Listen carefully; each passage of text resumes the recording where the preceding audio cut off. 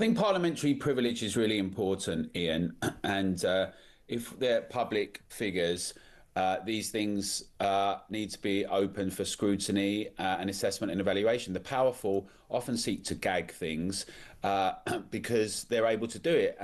But the thing about parliamentary privilege is that if it's in the public interest, particularly representatives, either members of parliament or indeed in the Lords, you could have a view about whether the Lords should be there or not, but at the moment it is, and there should be an ability for people to do this, and certainly not to have judges telling elected representatives. We've got a big problem with this, particularly with lawfare generally, but judges telling elected representatives in a democratic country that they should not be able to discuss things.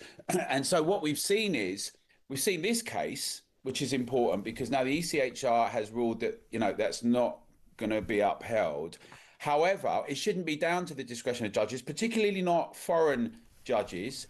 And we should leave the ECHR. It shouldn't have any bearing on our sovereign rules and decisions. But even judges in Britain, Ian, and we've seen this situation occur, haven't we? We've seen it during Southport. We saw MPs gagged, not allowed. They said it could discriminate against the actual, it could prejudice the court case. And yet, we were basically lied to, weren't we? That whole period in the run up to it, there was an attempt to say, well, we're not too sure. If you raise the question, could it be radical, jihadi? You're being racist, you're being insightful. People have gone to prison for these things.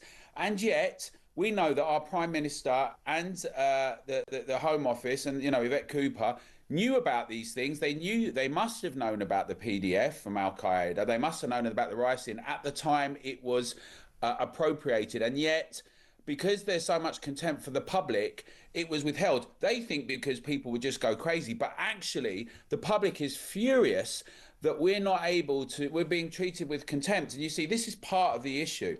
The fact that in a free society, we need to have elected representatives debate things and discuss them. And it might be very awkward and unpleasant for wealthy or famous people. And I get from a personal point of view, they won't like it. We've seen that with Grant.